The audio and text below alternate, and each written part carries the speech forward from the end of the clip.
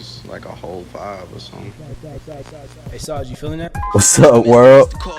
Neon Smudge. If you're gonna dedicate yourself to that, it's just understand, make the vision about you. I was just blessed with the gift of art. Me and my family, like I'm coming to a happiness of who I am. Sometimes we gotta learn to just live in the moment. Just understand everything is happening for a reason. Hey y'all, it's your host Jemiah Lori with the Underground Tapes, and today for our first tape we have the luxury to be speaking with Graphic designer and recorder. Yep. So this is the first interview I'm ever doing, y'all, so it's not gonna be perfect, but I'm here for it. So y'all probably don't know, but a few of y'all do know, Benny is my real close friend. So I thought it would be great to start with him because I've been a little nervous to do these, y'all. Like, I don't know why, but I've been real frantic about starting the interviews. But we're finally here. We got a beautiful view behind us of the city. And we're going to go ahead and hop into this. It's a vibe, y'all. I'm just happy that we're here because this has been a long time coming. I made the Underground Tapes about a year ago this month, and it's just been a long year of trying to develop and trying to figure out how I want to move with this. But we got a lot of stuff coming, y'all, and just stay tuned. For sure. So to kick off the first interview, y'all know we're going to take a shot of the Espolon because it's the first interview. We got to get loose. We got to get comfortable. I never tried that before. Espolons are actually like disgusting. For real? I'm not going to lie. It's really nasty. So the bottle looks sus. Like, it got dead people on it. I call it the dead people bottle. Like, seriously. But I'm interested. See, you got to chase that wasn't it. Smart. Yeah, but I got it for us to share. Oh, like, okay. Cause, you know. Yeah, because that shit looked like... It's literally death. It looked like the poisonous opening. version of moonshine. And moonshine, I fucked up the... Okay, we don't have to squeeze it. Fuck it. Or something, I don't know. You might not have a chaser. Fuck it. We just gonna have the taste of poison on our tongue. Ooh. Right. Y'all. Yo, this shit literally has dead people on it. This is crazy. This don't even look like something you're supposed to like ingest. That poison.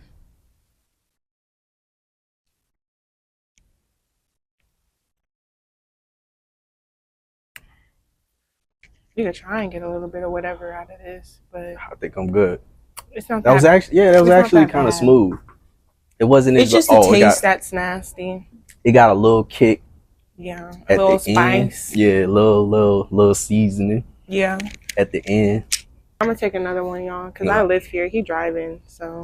Yeah, you do that. I think my tongue is dead. That's probably like the rep. Like, I don't know. But like, I can't feel my tongue. Yeah. That's wild. For the people that don't know, where were you originally from, and how do you feel that has shaped your role in like making music? So I'm originally from the Bronx, New York, 183rd Grand Concourse. Y'all heard the accent come out. Yeah, man. But when I was about 12, I moved to Georgia because my mom is originally from Georgia. She's from Savannah, so we would always travel back and forth as kids. After the whole 9/11 thing, she decided to move us down here to the South, and I've been here ever since. Yeah. And the thing that kind of like molded and got everything started was watching like my older brother and my older cousin. You know, shout out to Devon, shout out Fresh Ali. You know what I'm saying? But seeing my brother rap, I didn't listen to no other artists but my brother. Yeah. Like, that's all I knew. And then like if I was like in the car, it would be like R&B on the radio and stuff like that. So that's kind of where that came from, just like the harmonies and everything. Yeah. But it gave like that soulful feel. And and then when I came to Atlanta, my cousin Fresh Ali, like seeing him rap and his influences from like Andre 3000 and the whole Outkast vibe and just like, it was just a whole vibe. So going from New York, which, you know, the birthplace of hip hop, and then coming to the South and seeing it in a whole different twang. Yeah. Like, it was just like, it was so dope. So I just had to take from both. And that really did influence me. For real, Yeah. for real. Do you miss New York? I'm not gonna say that I. What the fuck is that? Yo, was that a water bug? I don't know, but kill it.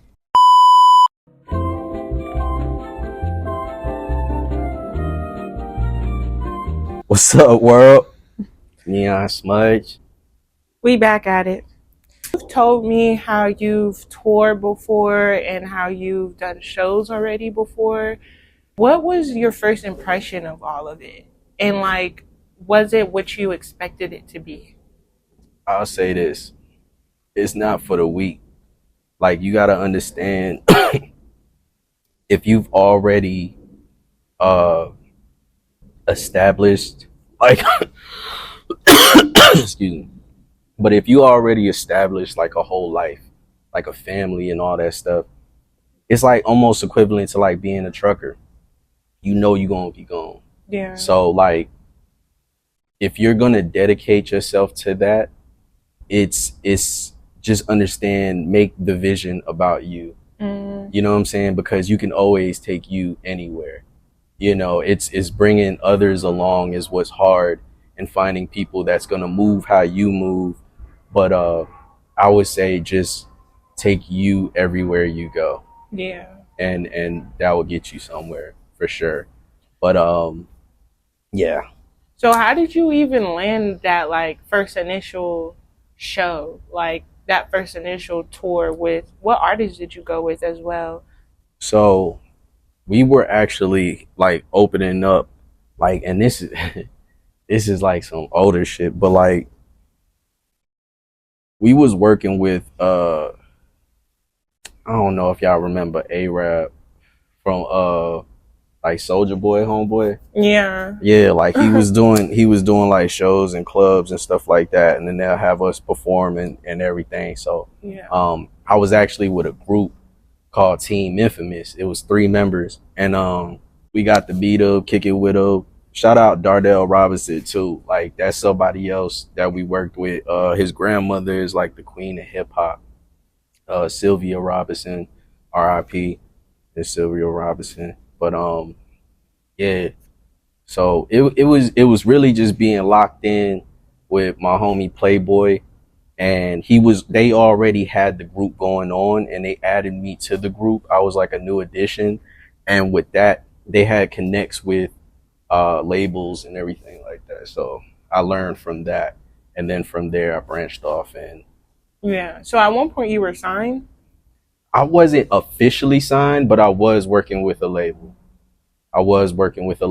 And but we never like got to the point of actually signing paperwork, for the simple fact that it just never came up. I guess they were trying to get a feel if I was gonna be around. And the industry is crazy. It was little things that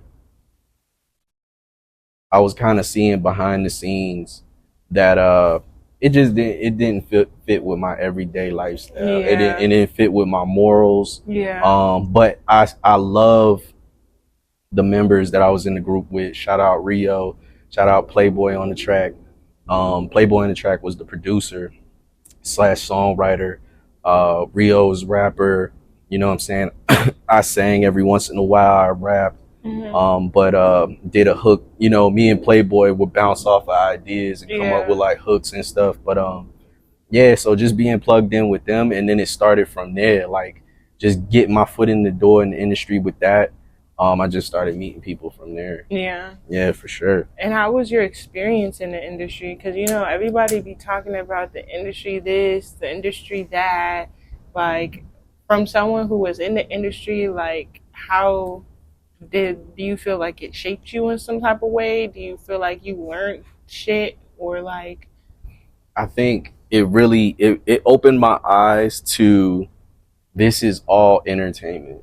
Yeah. Like, you know, and finding genuine relationships with people is like finding like a diamond in the rough, because you're gonna meet a lot of people that is just gonna want stuff from you. You're gonna meet a lot of people that they're gonna see your value and they feel like it's going to you're gonna get tried. I'll just say that. And then I will honestly say, because I love to work with women in general, because you guys are so driven, and I just want to protect the women. You know what I'm saying? Like, protect y'all, because y'all have such a light. And but the industry they are terrible to women. You know what I'm saying? So just in your shoes, I would just say be careful. I mean, you always got me in your corner. You know, shouts out FN2 Grimy. You know what I'm saying? You got us in your corner. Everything gonna be straight. You feel me? Like, but I would definitely say just remain you and surround yourself around people that you feel like you gonna see around for some years to come. Yeah. You know what I mean? And it doesn't have to be a whole army. It could just be the couple few. A few. And y'all grow together and make that shit work. Yeah. So was that what your song Weirdos and Diamonds was inspired by?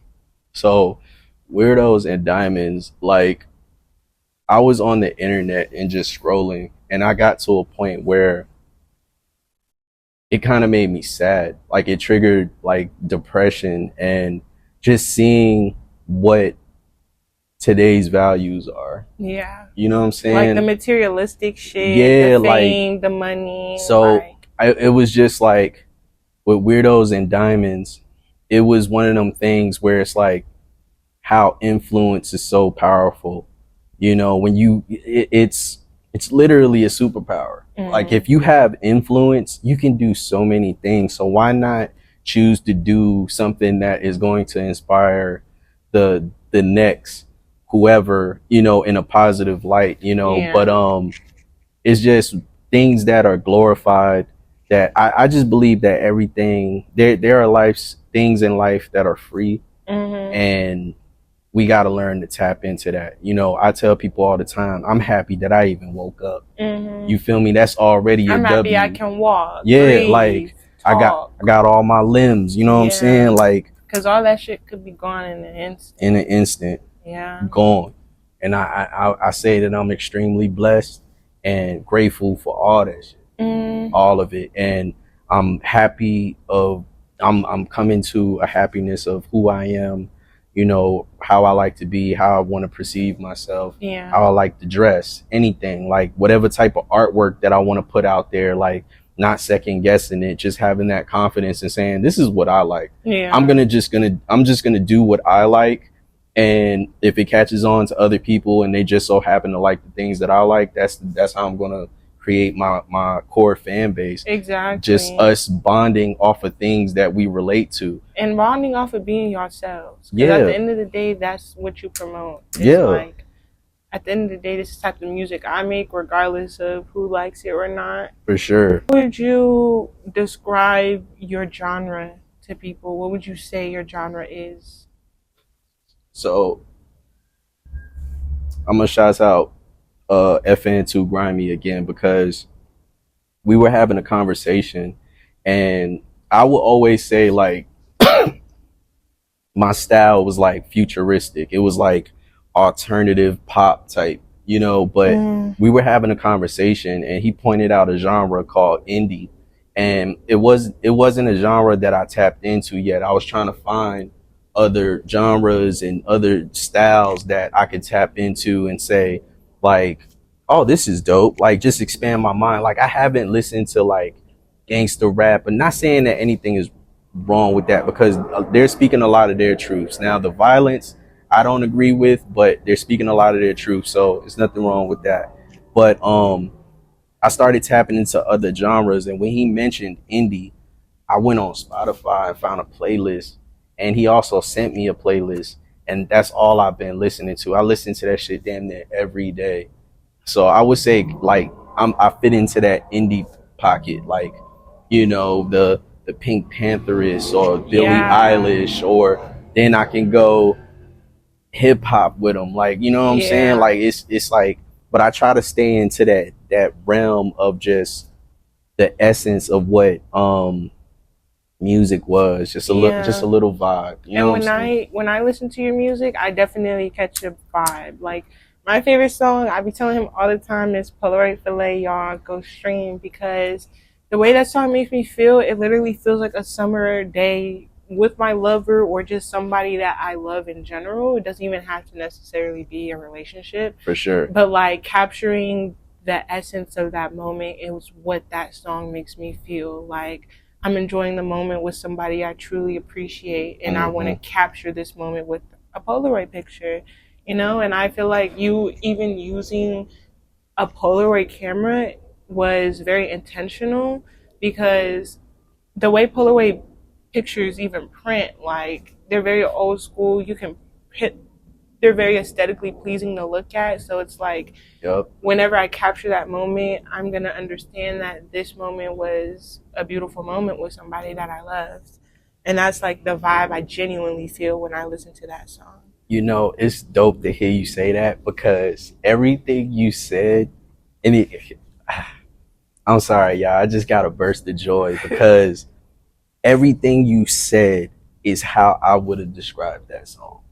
Like, that is exactly what it was meant for. It was meant to make you just feel love. Yeah. No matter what it is, whether it's a pet, a doll, like a teddy bear. It's just a very versatile song. It's not necessarily like I'm saying this about my lover. I'm talking about the moment. Yeah. And that's what I felt when I listened to the song, is like, you're not talking about a person. You're talking about the moment and like love in general, like the frequency of love. For sure. Like, not making it a show, not making it, you know, it's just living in it. You know what I'm saying? Sometimes just letting that shit be. Because when you start to complicate things, that's when, you know, it starts to spiral out of control. Yeah. But I just think that sometimes we gotta learn to just live in the moment, you know, not think too much, just understand everything is happening for a reason.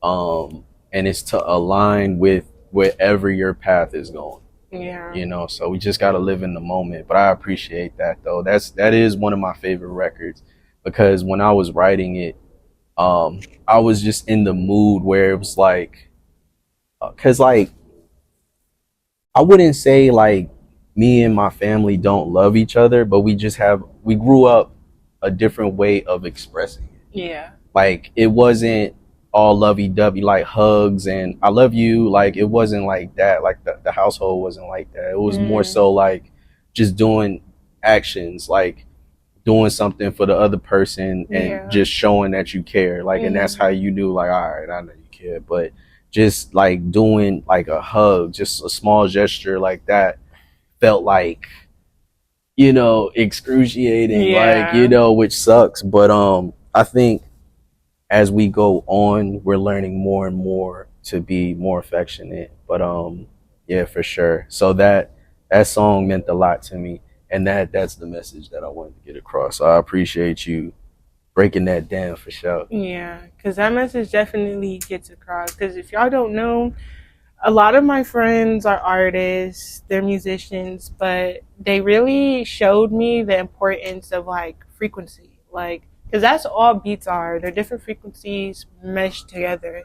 And it's like, even your song with Ja, 5 a.m., I listen to that song on a daily. Like, I listen to that song especially when I'm off like shrooms or acid, because the way that song makes me feel, it makes me feel elevated. Like, really? Yeah, like, so woke up this morning thankful for everything that I got. Like, yeah, like, that's the shit that needs to be more, like, music needs to be more of that, because you guys are, you know, music is a spell. Like, if you really want to talk about it, Sexy Red makes me want to shake my ass like a hoe. Yeah. Fucking Playboy Cardi makes me bop my head like I'm a motherfucking rock star. Yeah. So it's like, for sure, music is definitely a frequency, and when you understand that to the level that you and our friends do, like, that shit is different, because it's like you make people feel this type of way with the music you're producing. For sure.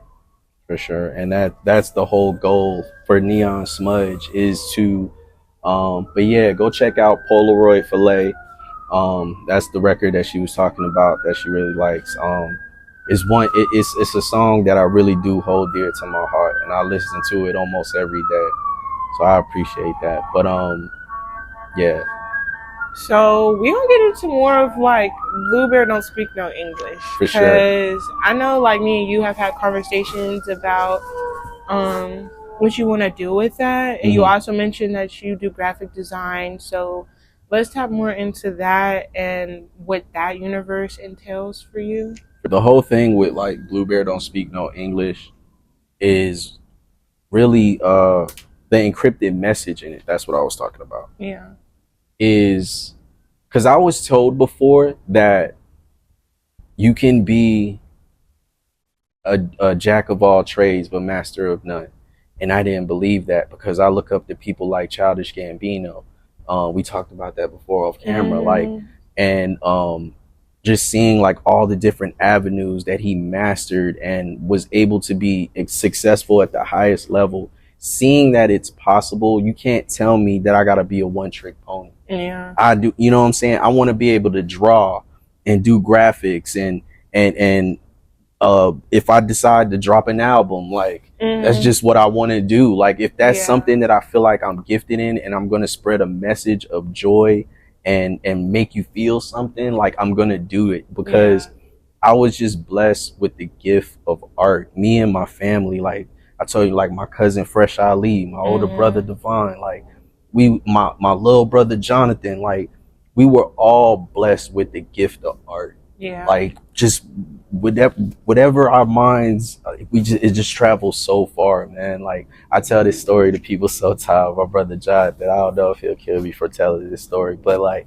when we were kids, bro, like he used to make action figures like dragons and stuff with like origami. Yeah, but he used to make it with, the little twist tie thing that goes on the bread. Yeah. Like the little wiring thing. Yeah, he used to take a bunch of those. I forget what they're called. Yeah, twist ties. I don't know. But like he used to take them shits and like collect them and build a whole action figure. Yeah, no, that's dope. I was like, what the fuck? So that's when, he inspired me a lot because, and then he got me into anime. I've been binge watching. That's your older brother, right? My younger brother. Oh, okay. Yeah, so like my younger brother Jonathan, like he's very artistic, and he inspired me a lot with just seeing that you can take anything and make it art into something. Yeah, like he definitely showed me that watching him growing up. So like for sure, but you definitely have to take advantage of the tools that you're given. Yeah. Like,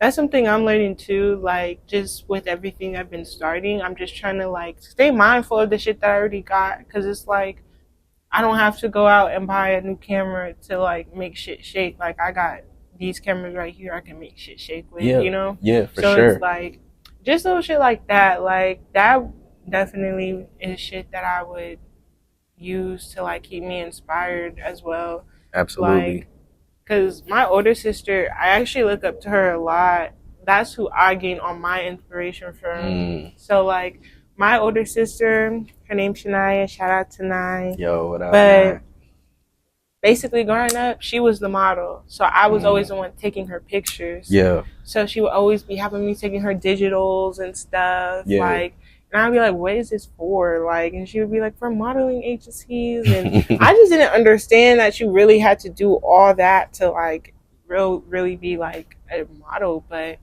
just, like, the way that she carries herself and the way that she has ambition for her life and what she wants to do definitely inspires me as well, because it's, like, from a young age, I just seen her always hustling to do what she wanted to do. Yeah, so it's sure. like, I'm always do what I want to do, and I'm always figure out how to do what I want to do, So older siblings or siblings in general don't understand how much influence they have, whether if it's your older even or, how much influence you have on your siblings. Yeah, because even now, like my brother's like, I want you to teach me how to take pictures, and I'm like, okay, fuck it, like let's do it. So it's just little shit like that. Yeah, for sure. You definitely need people, and people need you. Yeah. Yeah, it's cold when you by yourself, you know, and just gotta have people in your corner that really care about you and like really genuinely just want to see you win. You know, you gotta keep that energy around you. I've been around a ton of people that you're around them and they just down your day. You like, dang man, like I was just in a good mood. I just came to chill. Like saying I gotta listen to 30 minutes and you going ham. Like, come on, bro. I'm trying to chill, bro. I'm not trying to be on that type of time. I'm trying to add. Like, not even trying to chill. I'm trying to add. Yeah, like trying to collab. For sure. Like, man, this shit is crazy out here. This world is wild. But I wanted to, so I had a question. I meant to ask this earlier. So what made you, like, you like Weirdos and Diamonds? Yeah, like, I just like the whole, that's your nightlife EP, right? Weirdos and Diamonds was on Luminosity. Yeah, Luminosity. Yeah. I like the whole album of Luminosity because I just feel like for some of those songs, you could, like, be in, like, a techno club almost. Like, and I like music like that. Like, I just went to my first rave not too long ago. How was that? And I loved it. I fucking loved it. I'm scared. I be getting down with them white people. I don't care. Man, I'll be scared. I'll be scared I'm gonna get like an elbow to the eye or some weird shit. I didn't stay till when it got real packed out. Like, I had left right before it got packed out. Yeah. So, like, next time I go when it's, like, real packed out. But, like, it was fun. I don't care. Like, it was still fun. It was different. Like, what they be doing, like everyone just kind of be like, like, you know, like GTA nightclubs. Like, it like really is like that. Yeah, because it's like the music just kind of takes control of it. How they pump their fists. I wish y'all could live in this moment. We was just talking about this earlier, but like sometimes you live in these moments, and it's like a stepping stone to finding that peace, you know, just aligning everything with the right people, working with the right people that you know have your best interests in hand. So I definitely, for sure, support you 110% with everything that you do, for sure. Yeah, like, this has been a long time coming. I keep saying that, but it really has been, because it's like I've been talking about, I want to interview, I want to start my interviewing series. I just hadn't done it because I've been scary. But this is your sign to just do it. Yeah. Like, this shit isn't perfect, but it's working. Like, we got the cameras on, we got lighting. Like, that's all you need. You need and a vibe. Like, we got a good vibe. So, literally, I'm bringing everything to reality. And it's kind of just like I'm bringing it into reality with some of my favorite people. So that's what makes it more, like, special to me. Because yeah, if I was with someone else, I feel like I would have just been so nervous. I had to kick it off with my friends and my people that I've already had my conversations with. For sure. Before I started just kicking it with random people, I don't even know. Yeah. So, like. Yeah, for sure. I appreciate it, though. Like, you know, it's definitely an honor. So I think you're going to make it. I know for a fact that you're going to make history. So for the last question, what advice are you going to give to younger artists who are aspiring to be in your position or just be an artist or even go on tour? What would you tell them? What piece of advice would you let them know?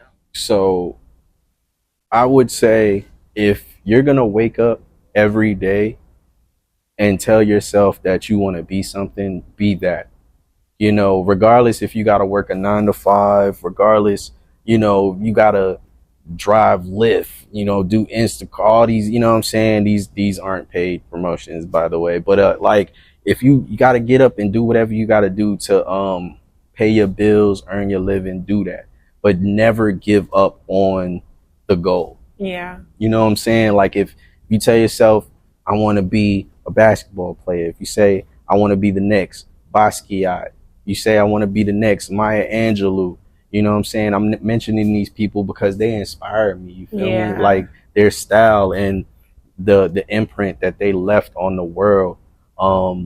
So I would just say, if you wake up every day saying that you're something, you're going to become that, for sure. Definitely. Because, y'all, y'all have to understand, like, these people were doubted on before they made it. Like, I be having to tell myself that too. Like, nobody's gonna believe in your shit until it blows up. Yep. And the whole world believes in it. Yep. So it's like, you really just gotta stay focused on what you want to do. You really gotta, like, just understand that, and understand that, like, your time could be tomorrow, it could be next week, and it's all depends on if you're ready for it or not. Because you could blow up and not be ready for that shit, and the world be on your hands, and you drop it, you fumble it. So it's like, gotta stay ready. Gotta stay ready. Just stay humble. And tape one out.